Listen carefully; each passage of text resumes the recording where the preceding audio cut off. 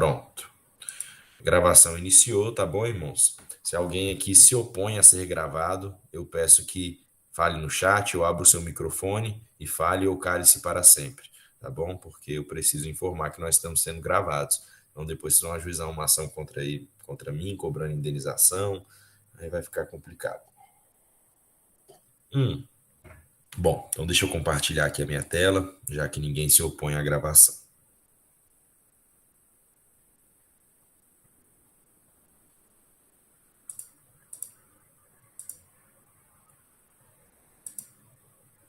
Vocês estão vendo a minha tela, irmãos? Alguém abre o áudio aí porque eu não estou vendo vocês.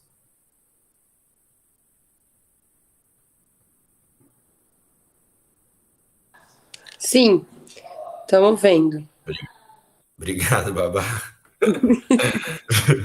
Vamos lá, então. Bom, meus irmãos, nas duas últimas aulas, nós basicamente tratamos sobre a importância da doutrina, né? Nós gastamos muito tempo aí falando sobre a importância da doutrina. Como que o Senhor, por meio da Escritura, conduz a igreja e nos instrui a transmitir a sã doutrina geração após geração, não é verdade? E como que a nossa saúde espiritual, a nossa vida prática, depende de crermos de maneira adequada. Não tem como ter uma vida espiritual na prática correta se nós não crermos naquilo que é correto. Se nós crermos em algo equivocado, a nossa prática espiritual vai ser equivocada. É por isso que Deus ele é tão zeloso da sua palavra e do seu ensino, né? Nós aprendemos lá que para o ingresso na igreja existe um conhecimento doutrinário básico, é claro, mas é exigido para alguém entrar na igreja, tem que saber que Jesus é Senhor e que Deus o ressuscitou dos mortos. Nós vimos lá que espera-se que o cristão inaugure, quando ele entra na igreja, um processo de amadurecimento doutrinário, né?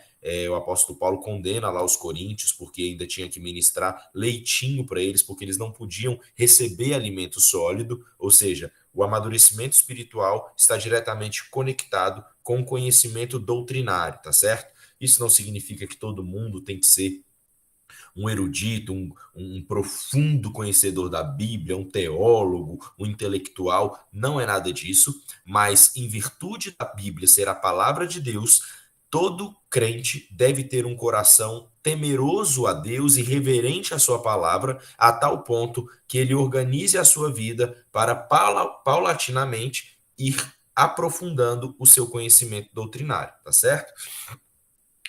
Nós aprendemos, inclusive, que um dos requisitos para que um homem se torne um líder da igreja é que ele seja apto para ensinar, né? É uma das pouquíssimas habilidades, digamos assim, que envolve puro talento e dom que a Bíblia estabelece como requisito para alguém ser presbítero, pastor, né, da igreja. Ele tem que ser apto para ensinar. E para ensinar, primeiro ele tem que ter aprendido. Então ninguém pode ser pastor, ninguém pode ser líder da igreja se não tiver um conhecimento bíblico maduro, profundo. E quando eu falo conhecimento bíblico, irmãos, não é recitar versículo bíblico, não, tá joia? Deus não chama pastor para ser papagaio, né? Tem que ter um conhecimento das doutrinas cristãs como um todo, de maneira geral, com harmonia, e tem que ser apto para aplicar na vida da igreja, para pregar, para aconselhar, para governar a igreja, tá certo? E ele tem que ter essa capacidade, tá ok?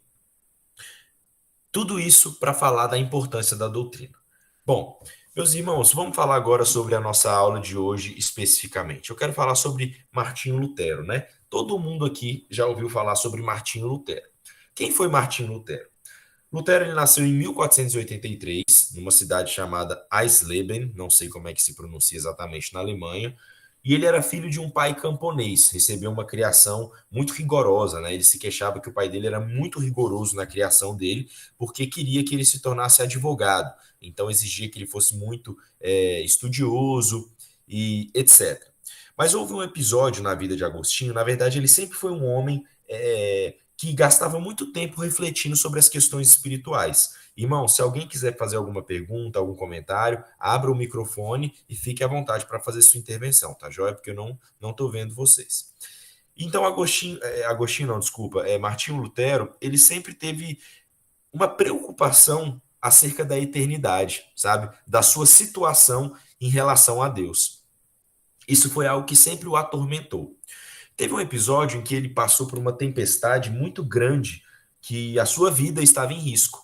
E aí, naquele momento, ele fez um voto, digamos assim, né? Fez um tratado com uma santa, de que se ele não sei se foi com a santa ou se foi com Deus, mas de que se ele sobrevivesse àquele episódio, ele iria dedicar a sua vida à fé.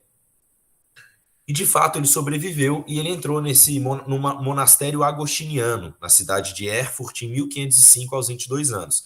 Os monastérios agostinianos eram os mais rigorosos de todos, né? As práticas dos monges desses monastérios eram extremamente rigorosas e duras. E Martinho Lutero foi para lá então. Ele então começou a estudar, né? Ele conheceu o Saltério decorado. O Saltério é o livro de Salmos. Na liturgia da vida monástica, os monges ficavam recitando salmos o dia inteiro. Então ele já tinha os salmos decorados, né? E Lutero, então, irmãos, lá nesse monastério, ele mesmo relata, né, que nessa sua agonia, nessa sua perturbação em sua relação com Deus, porque ele sabia que ele era pecador, ele tinha esse senso de pecaminosidade, mas ele sentia que aquelas doutrinas que a Igreja Católica Apostólica Romana ensinava eram insuficientes para lidar com esse problema. Por exemplo, a confissão de pecados aos sacerdotes, a aplicação de penitências, né, que eles ficavam agredindo os próprios corpos para aplacarem a culpa do pecado, eram insuficientes. Ele continuava tendo medo de Deus. Ele sabia que ele era um pecador e ele tinha medo do julgamento de Deus, né? Ele relata, inclusive, que essa sensação desesperadora o impedia de amar a Deus, né? Mas é claro, se Deus é santo e eu sou pecador e eu não tenho nenhum conhecimento da misericórdia de Deus e Deus me pede para fazer coisas que eu não consigo fazer, eu sei que Deus vai me condenar e vai me punir, então é impossível amar esse Deus. Eu só não tem outra saída. O ser humano vai detestar esse Deus, ele vai sentir aversão, porque ele vai conhecer um Deus que pede o que ele não pode dar, um Deus cruel, tá certo? Contudo, Martinho Lutero prosseguiu na sua vida monástica, né, em virtude do voto que ele tinha feito, tentando ali, ainda que muito frustrado por não conseguir, obedecer aquelas doutrinas, viver aquela vida monástica na sua tentativa de se acertar com Deus, né, de se livrar daquela sensação de culpa que afligia a mente dele. Ele obteve um doutorado em teologia em 1512 e ele gozava de profundo conhecimento bíblico. Então ele passou a conhecer a Escritura, foi ministrar cursos sobre a Escritura na Universidade de Wittenberg, que é na Alemanha, né? Ele deu aula sobre os Salmos.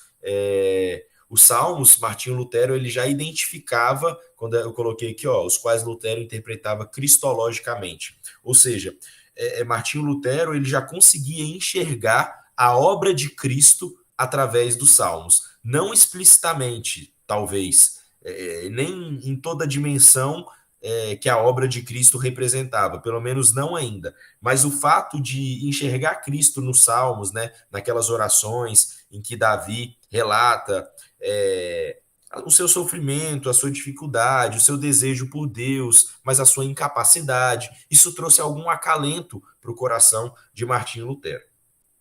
Agora, o grande lance, irmãos, aconteceu em 1515, quando Martinho Lutero recebeu uma iluminação do Espírito Santo. Deixa eu voltar minha câmera aqui para vocês e deixa eu fazer uma pergunta aqui para os irmãos. Tem algum protestante aqui? Nesse grupo aqui que me ouve? Todo mundo, né? Me diga uma coisa. O que aconteceu com Martinho Lutero que ele se tornou aí o precursor da Reforma Protestante? Alguém sabe me dizer?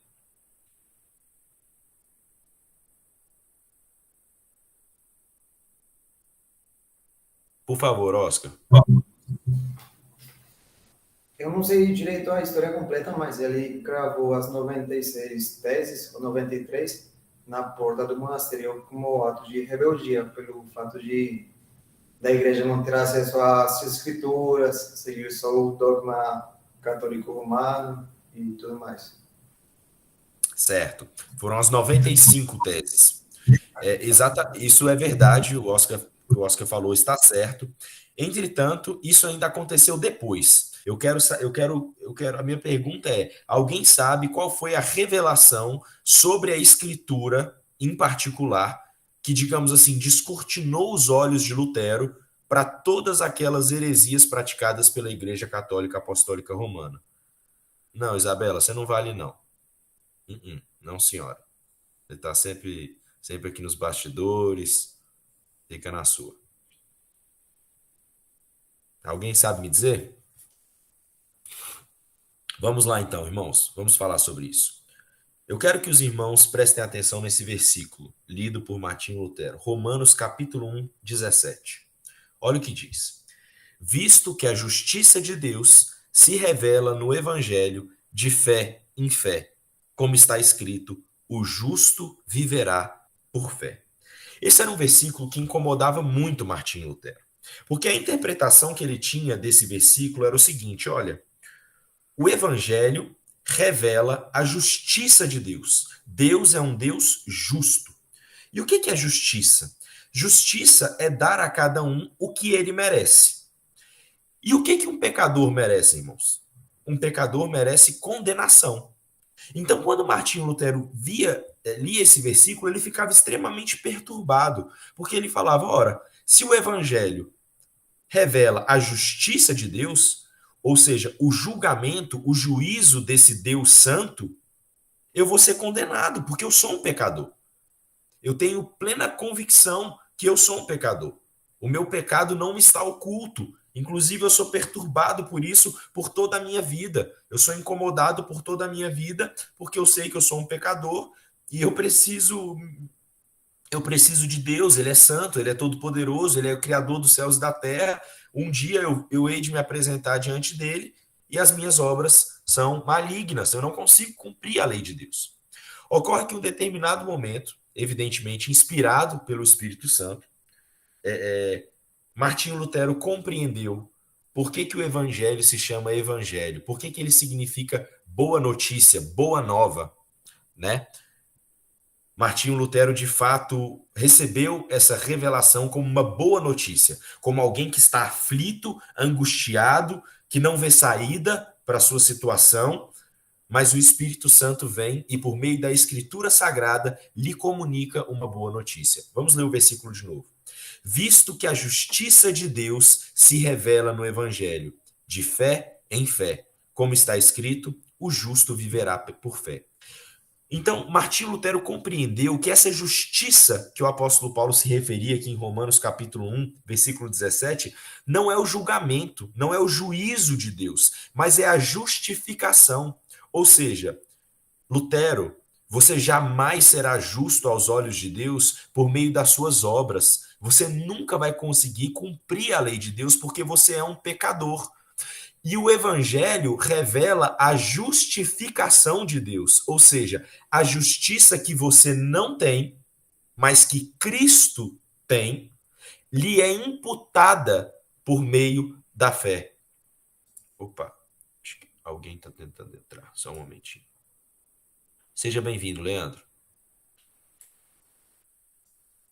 Então, meus irmãos, aqui Martinho Lutero compreendeu o que significa a justificação, né? Quem aqui já fez uma prova na escola vai se lembrar, né? A professora fazia a pergunta e depois vinha aquela frase maligna que perturbava a nossa vida. Justifique sua resposta. Ali que estava o problema, porque a gente tinha que tornar a nossa resposta justa, ou seja, tinha que haver um fundamento para a nossa resposta. Não bastava sim ou não. E qual é a nossa justificação? Nós podemos ser justificados diante de Deus pelas nossas obras? Martinho Lutero era um monge agostiniano da ordem mais rigorosa de todas, que cumpria penitência, fazia tudo. Ainda assim, o seu espírito não podia descansar, porque ele sabia que as suas obras jamais poderiam justificá-lo diante de Deus, porque ele era um pecador. Mas quando ele compreendeu que o evangelho revela a justiça de Deus, ou seja, a justificação, quando Deus imputa a justiça de Cristo ao pecador, isso é uma boa notícia. Ou seja, Martim Lutero compreendeu. O que é, irmão, imputar a justiça? Talvez esse momento da aula esteja um pouco monótono, mas eu peço que você se esforce, porque isso é muito importante. Isso vai determinar tudo o que aconteceu com a nossa fé a partir de então. Quando a gente fala em imputar a justiça, é o seguinte: suponhamos, irmãos, que eu seja um mendigo. Um mendigo, sabe? Não tenho nada, não tenho nenhuma posse, nenhuma propriedade, as minhas vestes são surradas, são fedorentas, e enfim. Mas alguém me pega e me dá um banho e me coloca vestes reais, me coloca com roupas majestosas e muito bonitas. Eu ainda sou um mendigo, em mim mesmo eu ainda não tenho nenhum valor, mas alguém me imputou um valor, colocou em mim um valor que eu não tinha. E é isso o que o versículo de Romanos capítulo 1, versículo 17 nos ensina, que o evangelho, boa noite, Leandro, seja bem-vindo, que o evangelho ele revela a justificação de Deus de fé em fé, como está escrito, o justo viverá pela fé. Ou seja, o homem só é justificado diante de Deus, ele só recebe essas vestes de justiça por meio da fé.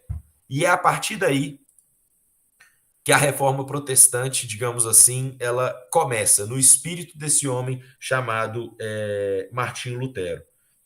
Então, olha o que Martinho Lutero disse. Lutero sentiu que havia nascido de novo e que as portas do paraíso me haviam sido abertas. Irmãos, a doutrina ela é tão importante que isso mudou o mundo. Quando um homem compreendeu a verdadeira doutrina bíblica da justificação mediante a fé, o mundo foi abalado, né? Mas o que aconteceu então na prática? Aí nós vamos chegar no que o Oscar falou. Naquela época, tendo em vista a teologia corrompida da Igreja Católica Apostólica Romana, no sentido de atribuir às obras humanas valor de salvação, ou seja, a igreja ensinava que as pessoas poderiam ser salvas por meio das suas obras, aquilo foi ganhando uma corrupção tão terrível que eles começaram a praticar as indulgências. O que eram indulgências? Basicamente era a venda da salvação. A igreja ensinava que se você pagasse, se você desse dinheiro, se você desse um terreno, os seus pecados seriam perdoados e você poderia alcançar a salvação. Mais do que isso, você poderia inclusive comprar a salvação de membros da sua família que já estavam mortos. Então, os bispos, eles passavam pelas cidades e diziam o seguinte: olha, os seus parentes eles estão sofrendo grande tormento no purgatório e basta que você compre uma vaga no céu e você vai livrá-lo desse tormento. Se você não fizer isso, você é uma pessoa muito cruel. Quando Martinho Lutero compreendeu que nós somos justificados diante de Deus pela fé, que o justo viverá pela fé, como está escrito na palavra de Deus, porque quando Romanos capítulo 1, 17 diz, como está escrito, o justo viverá pela fé, ele está fazendo uma referência a um versículo bíblico do Antigo Testamento. Quando Martinho Lutero viu essa espiritualidade em contradição com a verdadeira doutrina da Escritura, ele ficou muito angustiado. E aí ele começou a condenar as indulgências, o espírito dele começou a se abalar tanto, ele vendo a corrupção do ensino teológico da igreja, que ele criou as suas 95 teses e colocou não sei se foi na igreja ou se foi no monastério do Palácio Real, né? E aí ele sofreu grande oposição do poder religioso, né, do Papa. O Papa exigiu que ele se retratasse. Com esse dinheiro das indulgências, curiosamente, ironicamente, irmãos, estavam se construindo a Basílica de São Pedro, ou seja, a Basílica de São Pedro que fica lá no Vaticano, hoje em dia. Há uma ironia nisso, porque a Igreja Católica, tentando arrecadar dinheiro para construir, digamos assim, o seu grande monumento, que é a Basílica de São Pedro, ela deu um tiro no pé, porque ela deu causa, ou ela deu início à Reforma Protestante. A gente pode pensar desse jeito, mas nós sabemos que no final das contas foi Deus que resolveu intervir na história humana e jogar luz para o seu povo. Bom, Martinho Lutero, então, reconheceu a supremacia da escritura ante a instituição religiosa, né? Então ele disse, olha, eu não posso me retratar porque a escritura é suprema e ainda que a igreja esteja ensinando uma coisa diferente, nesse caso, a igreja está errada e a minha consciência é cativa de Cristo, da escritura sagrada. E as ideias de Lutero, elas se propagaram pela Europa, né? E vários teólogos, como João Calvino e outros, né, Zwinglio, se ocuparam de desenvolver as implicações teológicas da descoberta de Lutero, que é a justificação pela fé, o que resultou em uma verdadeira reforma doutrinária e prática da vida cristã. O que isso significa, irmão? Significa que quando as ideias de Lutero, quando Lutero descobriu que nós somos justificados pela fé, descobriu entre aspas, porque outros teólogos séculos anteriores, né, a igreja primitiva sempre ensinou isso, foi na era medieval que a igreja se corrompeu, ensinando outra coisa, mas quando essa doutrina foi resgatada, a vida espiritual mudou por completo. Então, se eu sou salvo pela graça, mediante a fé, deixa eu fazer uma pergunta aqui para os irmãos. Nós somos salvos pela fé? É a fé que nos salva? O versículo bíblico diz assim, irmãos, eu nunca vou esquecer isso porque um pastor me corrigiu. Eu falei, igual está escrito na Bíblia, né, pastor? Nós somos salvos pela fé mediante a graça. Ele, opa. Nós somos salvos pela graça mediante a fé. Isso muda tudo, irmãos. Porque quando a palavra de Deus diz que nós somos salvos pela graça, significa que quem dá causa ao processo de salvação é Deus, é a graça de Deus, é esse favor imerecido de Deus que olha para mim e fala, eu vou salvar o pecador. E aí o Espírito Santo gera no meu coração fé. Porque o apóstolo Paulo diz, nós somos salvos pela graça e não por obras, para que ninguém se glorie. E a Bíblia fala que a fé é dom de Deus. Então, se a fé é um dom de Deus, eu não tenho do que me gloriar. Há pessoas que querem pensar da seguinte maneira, mas fulano também não tem fé, né? Eu tenho fé. Eu vou para a igreja porque eu tenho fé. Como se a fé fosse uma obra dela, como se ela pudesse se gabar da fé, como se ela pudesse entrar no céu de cabeça erguida, olhar Deus nos olhos e falar, eu estou aqui porque eu tenho fé. Ou seja, eu mereço estar aqui. Eu não recebi nenhum favor divino. Isso é uma heresia terrível, meus irmãos. Nós somos salvos pela graça mediante a fé.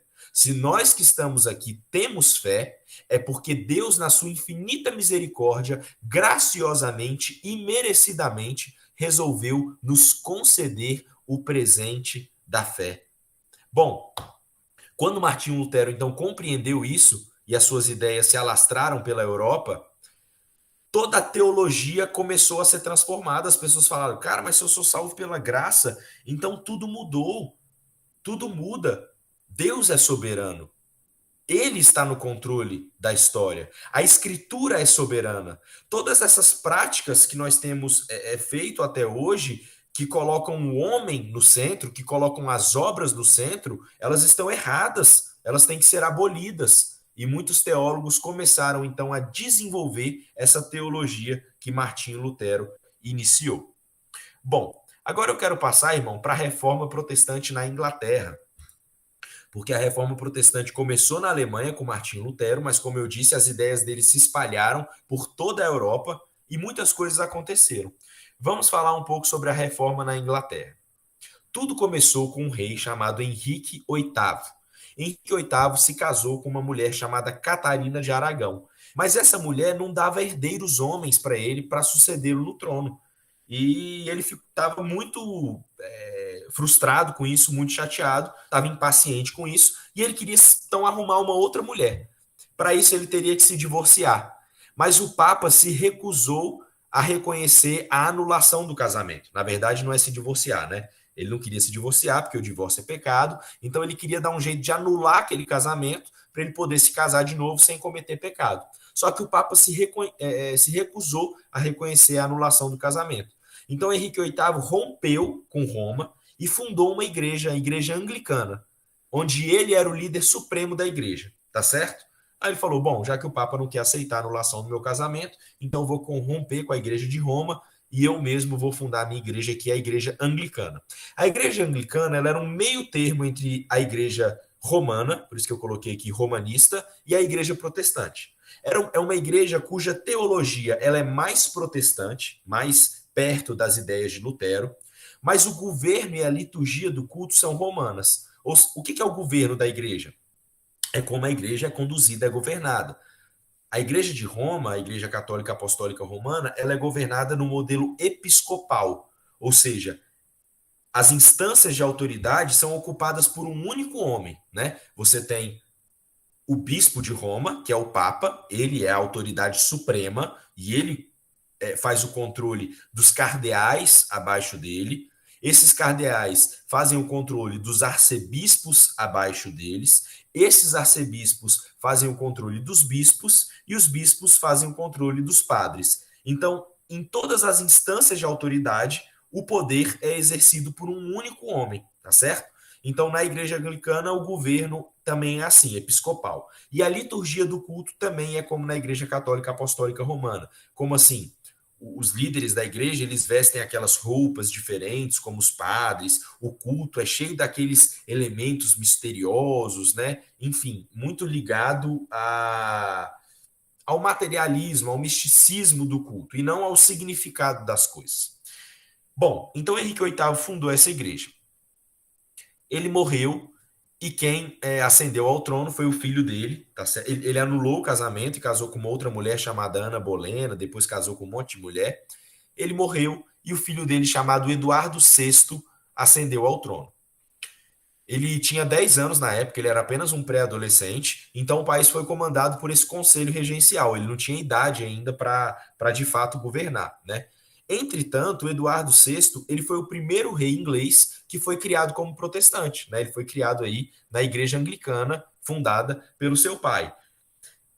Um camarada chamado Thomas Cranmer, desculpa aí meu inglês, meu sotaque, esse camarada que era um arcebispo da Cantuária, um sacerdote da igreja anglicana, ele mentoreou, digamos assim, o rei Eduardo VI e ele publicou os 39 artigos de fé anglicanos, que recebeu bastante influência calvinista. O que isso significa em resumo, irmãos? Significa que a igreja inglesa estava rumando mais para o rumo da fé protestante, tá certo? Esse rompimento com Roma que Henrique VIII fez estava mesmo se consolidando, ainda que Henrique VIII tenha feito isso por motivos que não são nobres, né? Ele só queria anular o casamento, desprezar a esposa dele, mas o fato é que isso estava contribuindo para o estabelecimento da fé protestante na Inglaterra. Acontece que o Eduardo VI ele morreu muito jovem e quem ascendeu o trono foi Maria Tudor. Quem era Maria Tudor?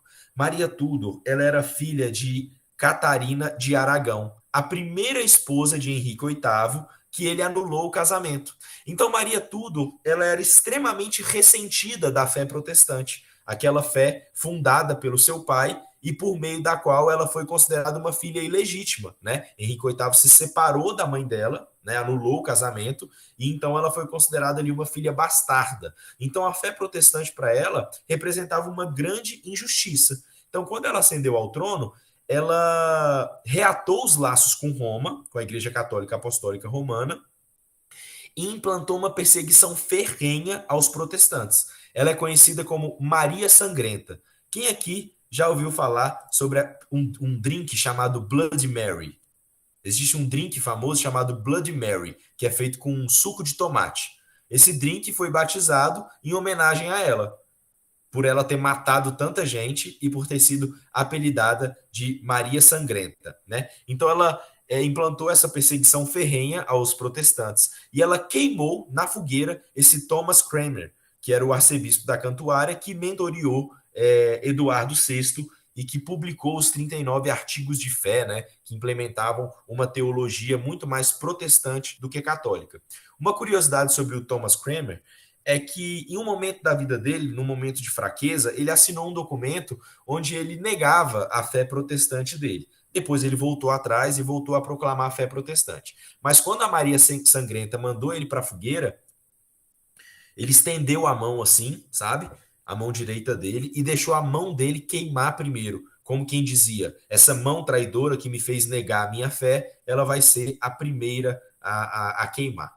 Bom, isso é só uma curiosidade. Mas o fato é que, sob o governo de Maria Tudor, os protestantes eles foram expulsos para o continente. Continente, eu digo, porque a Inglaterra é uma ilha, né? Então eles foram principalmente para Genebra, na Suíça, onde estavam lá João Calvino e John Knox, que são dois personagens muito fortes na Reforma Protestante, grandes teólogos, muito conhecedores da Escritura Sagrada, e todos esses protestantes, esses pastores, esses teólogos ingleses que foram expulsos da Inglaterra, se refugiaram em Genebra, onde eles aprofundaram seu conhecimento da teologia reformada com João Calvino e John Knox. Então eles foram para lá e foram aprender mais com esses homens.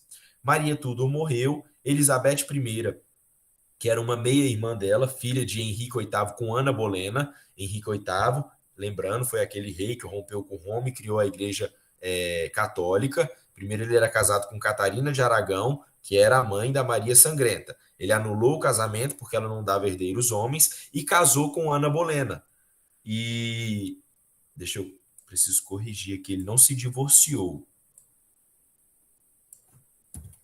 de Catarina de Aragão. Ele anulou o casamento. Bom, a Elizabeth I, então, filha de Ana Bolena, ela assumiu o trono em 1558 e ela reinou por 44 anos. Elizabeth I era protestante e ela reestabeleceu o protestantismo na Inglaterra.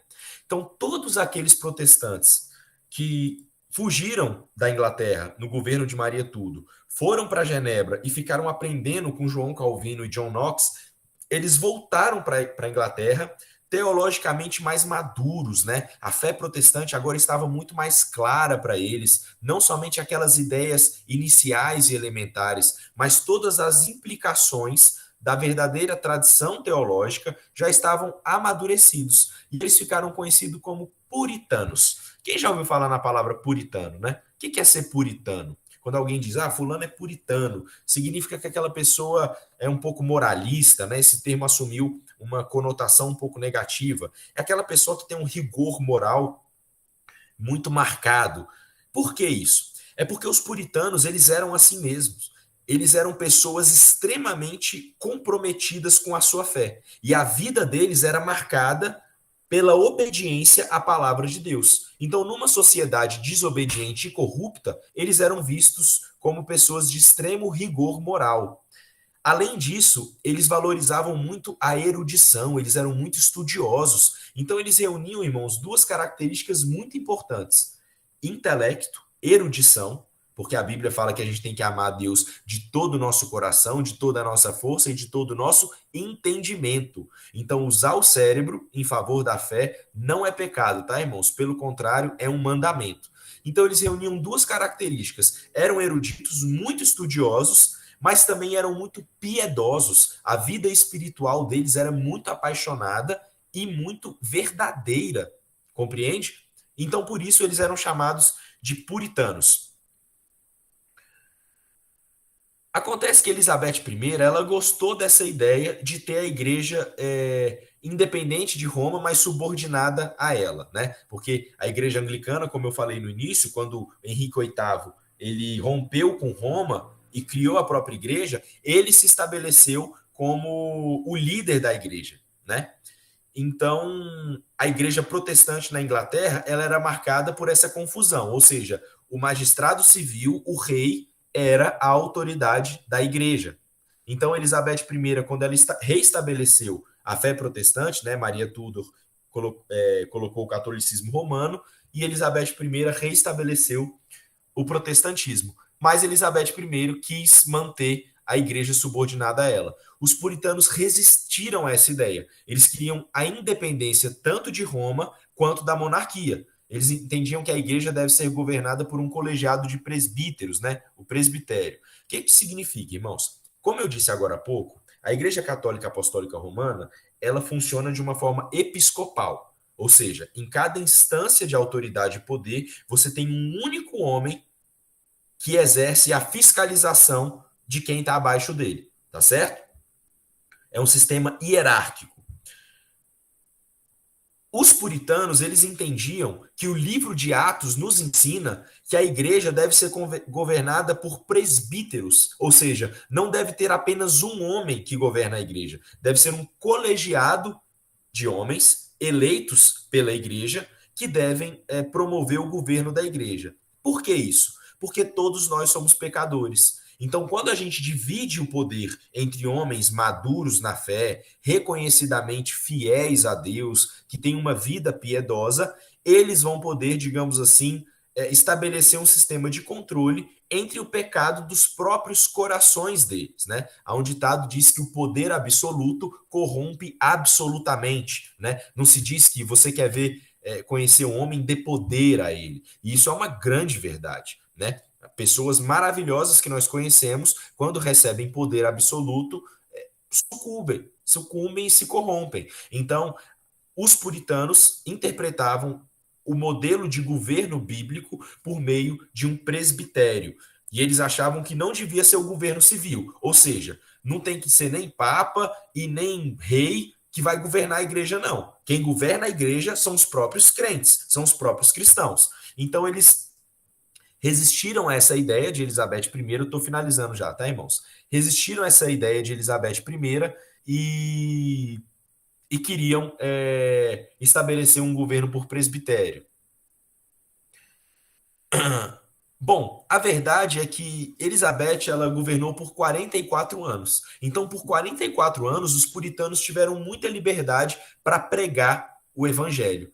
Isso causou um grande impacto na população inglesa, tá certo? Ou seja, a população se converteu, o povo se tornou crente, o povo se tornou obediente à palavra de Deus. Bom, Elizabeth morreu, subiu ao trono um homem chamado Tiago I, ele era também o rei da Escócia. O Tiago ele se tornou rei da Inglaterra também, o que hoje se chama Reino Unido, né, que é o país de Gales, a Irlanda e a Inglaterra. E acho que a Escócia também, não tenho certeza. Na Escócia, a igreja era presbiteriana, ou seja, a igreja já era governada por um colégio de presbíteros e não pelo rei. Quando Tiago se torna o rei da Inglaterra também, ele quis manter essa supremacia do monarca sobre a igreja como Elizabeth I. Os puritanos tinham grande expectativa de que quando Tiago I se tornou o rei da Inglaterra, que ele fizesse como acontece na Escócia, ou seja, que a igreja fosse governada pelos homens de Deus da própria igreja.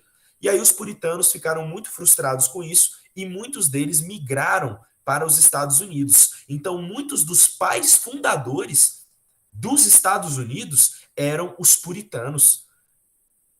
Por isso que nos Estados Unidos a gente tem muito forte essa divisão entre a autoridade civil e a autoridade eclesiástica, essa liberdade de fé, de consciência, porque os puritanos saíram da Inglaterra e foram para os Estados Unidos, uma parte deles, pelo menos. Bom, Tiago I morreu e assumiu um camarada chamado Carlos I. O que aconteceu com Carlos I, irmãos? Carlos I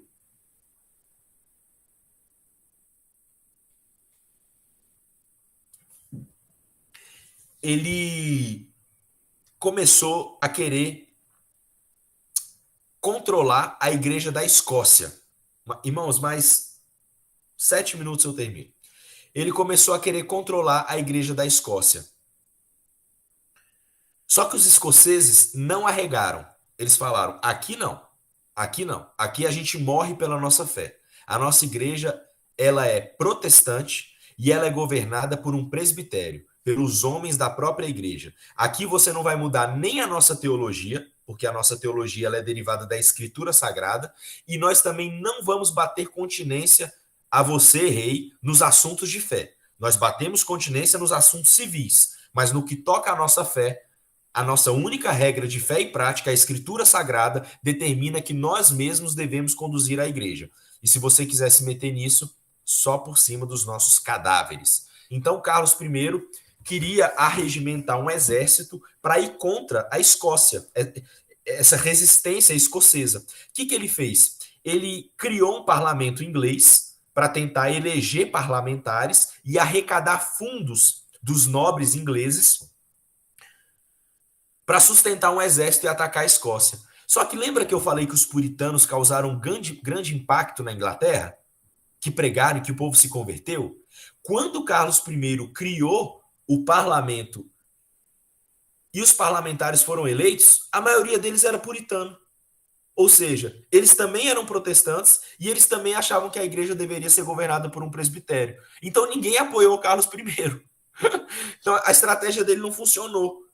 Os ingleses falaram: não, ô rei, você tá ficando doido? A gente é protestante também, rapaz. A Bíblia ensina que, né, a escritura ela é suprema e que a igreja tem que ser governada por um presbitério. A gente não vai te dar dinheiro para você atacar a Escócia, nem nada disso não. Carlos I ficou super frustrado, dissolveu aquele parlamento, tentou eleger um novo parlamento. O segundo parlamento era mais puritano do que o primeiro.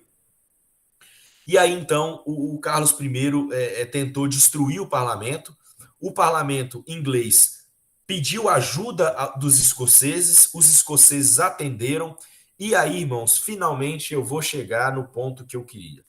Diante dessa confusão toda, o que nós aprendemos? Nós tivemos esse movimento puritano na Inglaterra.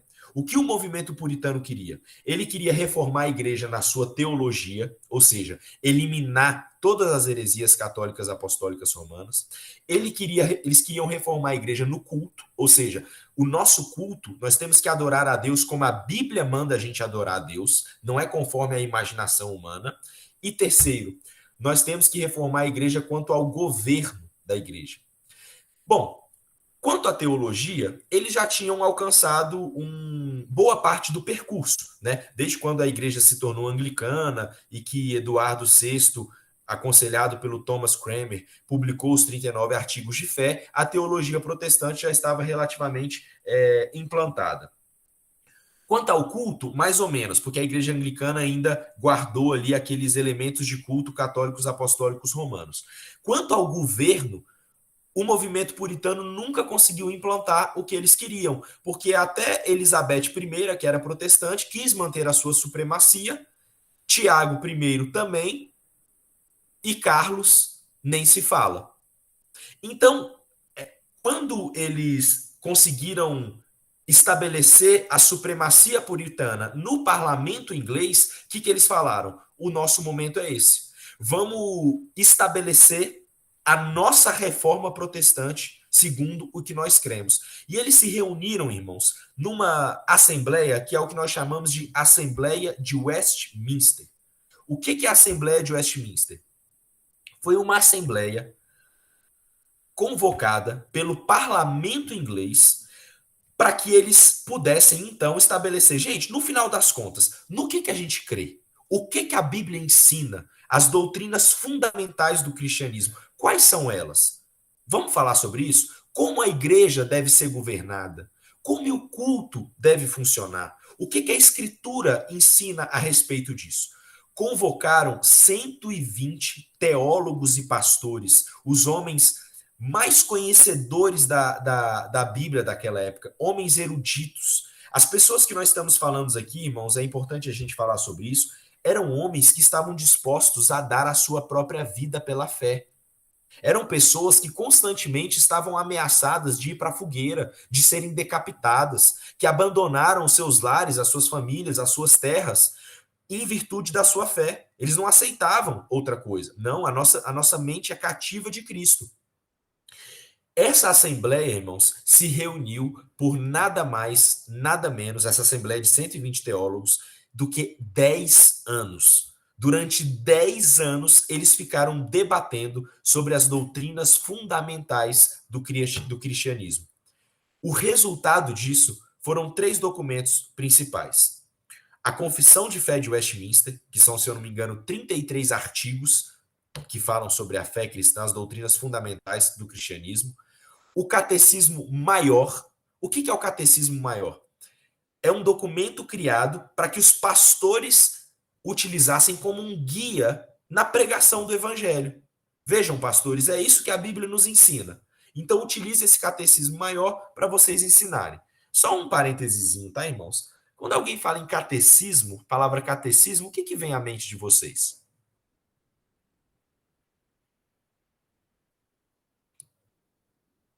Catecismo. O que vem à mente de vocês? Alguma coisa da Igreja Católica. Mais alguém? É curioso, né? A palavra catecismo, ela vem do grego, irmãos. Eu não sei qual é a palavra grega exatamente agora, mas catequizar significa ensinar, proclamar o ensino. A gente associa sempre o catecismo à Igreja Católica como se a Igreja Católica tivesse se apropriado de um termo bíblico. A Igreja Católica não é proprietária desse termo. Se a Escritura utiliza esse termo, nada mais justo que nós utilizemos também, tá certo? Então eles criaram o catecismo maior e o catecismo menor. O que era o catecismo menor? Era o catecismo maior simplificado para que cada cristão estudasse na sua casa, com a sua família, pela noite. Olha que coisa maravilhosa! Um documento que resuma as doutrinas principais do cristianismo para que você se assente à mesa com seu pai, com a sua mãe, com seu filho, com seu irmão e você ensine a fé cristã. Isso é maravilhoso, irmãos. Esse é o trabalho de doutrinar, de catequizar. É isso que nós devemos fazer. Irmãos, por que eu falei tudo isso nessas aulas? Porque eu pretendo, por meio das nossas aulas, a partir da próxima aula, nós vamos estudar a Confissão de Fé de Westminster. O que foi o resultado desses 10 anos de debate entre esses 120 teólogos reconhecidos como homens de Deus, pregadores do evangelho? O que eles entenderam que são as doutrinas fundamentais do cristianismo? Vitor, por que você escolheu esse documento? Porque ele atende a algum dos critérios que nós observamos que é importante. Primeiro lugar, nós temos aqui tradição teológica, meus irmãos. Esse documento tem mais de 400 anos. Por 400 anos, esse documento tem sobrevivido como um documento confiável sobre aquilo que a Escritura nos ensina. Segundo lugar, ele foi produzido pelas autoridades eclesiásticas competentes. Lembra que nós vimos que o presbítero ele tem que ser apto a ensinar? Esses homens eram aptos ao ensino. Foram pessoas que passaram a vida inteira estudando, que entregaram as suas vidas pela fé e passaram 10 anos debatendo para que eles pudessem expor o que a Escritura ensina com o máximo de clareza e equilíbrio possível. E é por isso que eu falei sobre tudo isso, irmãos. Para não chegar aqui no primeiro dia e falar, gente, vamos estudar aqui a Confissão de Fé de Westminster. Todo mundo ia dar um pulo para trás e ia falar, oxe, Vitor, você tá doido, rapaz? Sola Escritura. Nós somos protestantes, nós só nos submetemos à Escritura Sagrada. E a primeira coisa que nós vamos aprender, olha que curiosidade, irmãos, para a gente finalizar a aula. Quando a Assembleia de Westminster mandou os seus artigos de fé para o parlamento, sabe o que o parlamento inglês falou? Epa, epa, epa, epa, epa. De onde que vocês tiraram essas coisas? Volta e coloca a referência bíblica que fundamente cada uma dessas ideias, porque nós somos protestantes e nós só nos submetemos à Escritura. A confissão de fé voltou para o parlamento e eles passaram mais alguns anos colocando na nota de rodapé todas as passagens bíblicas que fundamentavam aquele entendimento sobre cada uma das doutrinas sagradas. Quando nós começarmos a estudar, a partir da aula que vem, todos nós aqui teremos toda a liberdade. Alguém, a Bárbara, por exemplo, quando a gente estiver estudando, vai poder levantar a mão e falar assim, discordo. Esse documento está ensinando uma heresia e eu posso provar. E ela vai abrir a Bíblia dela e vai falar, tá aqui o versículo bíblico, Vitor. A Bíblia ensina uma coisa diferente, tá certo? Aqueles 120 teólogos que estavam prontos para dar a vida pelo evangelho e que passaram 10 anos debatendo, estavam errados e eu posso provar. Todos aqui teremos a liberdade de fazer isso. Não quero subestimar os irmãos e também preciso me subestimar. Eu acho, irmãos, que a gente não vai ter muita condição de condenar esses irmãos, não. Mas a liberdade sempre estará posta para que a gente possa caminhar, de fato, com liberdade de consciência e nos submetendo a Bíblia Sagrada, porque ela é a nossa única regra de fé e prática. Ela é a palavra de Deus inspirada e a ela nós nos submetemos, tá bom? E nos submetemos a todas as autoridades que proclamam a Escritura Sagrada. Precisamos ser obedientes às autoridades enquanto as autoridades forem obedientes à Escritura Sagrada. Quando as autoridades deixam de obedecer à Escritura, nós temos liberdade para desobedecer às autoridades, como Martinho Lutero fez, como os reformadores fizeram e como todo cristão deve fazer. Irmãos, é isso. Alguém tem algum comentário, alguma dúvida, algo que gostaria de dizer, algo que não ficou claro? Tudo certo? Tudo ok? Vitor, eu quero fazer um comentário. É só para falar que eu gostei muito dessa parte histórica, que eu adorei essa aula em especial e que eu fiquei muito feliz, muito contente com essa aula. Que bom, Kika, que bom. Que bom que você gostou, fico satisfeito. Espero que tenha esclarecido os irmãos e que de fato isso venha edificar a nossa fé. Eu vou disponibilizar no grupo, irmãos, alguns vídeos de outros homens infinitamente melhores do que eu, falando sobre a Assembleia de Westminster, os acontecimentos históricos. Tem muita coisa, irmão. Isso aqui sabe, a gente poderia passar 20 aulas falando sobre isso e tem muita coisa legal, tá bom? Eu vou colocar alguns vídeos lá e recomendo fortemente que os irmãos assistam para que a aula que vem todo mundo venha bastante animado para a gente estudar o que, no final das contas, essa confissão de fé de Westminster ensina, já que esse negócio movimentou tanta gente, tanto rei, derramou tanto sangue. Tá joia? Vamos orar então? Alguém se prontifica a orar? Isabela, fica à vontade, tá? Se você quiser orar agora, você tem a palavra. Então vamos orar para a gente finalizar. Pai querido, Pai amado, Senhor, diante da Tua presença, nós queremos Te agradecer, Pai, por esse estudo. Te agradecer, Pai, pela direção que o Senhor tem nos dado. Te agradecer, Pai, pela revelação da Tua palavra, de quem o Senhor é. Obrigada, Pai, por abrir os nossos olhos através desses estudos. Senhor, nós colocamos a vida do Vitor nas Tuas mãos. Que o Senhor possa continuar, Senhor Deus, abençoando, dando, Senhor Deus, a direção, dando, Senhor Deus, o conhecimento, a revelação da Tua palavra, Pai, para que Ele possa nos ensinar, para que Ele possa compartilhar tudo aquilo que o Senhor tem derramado sobre a vida dele. Senhor, nos despeça, Senhor, em paz. Abençoa,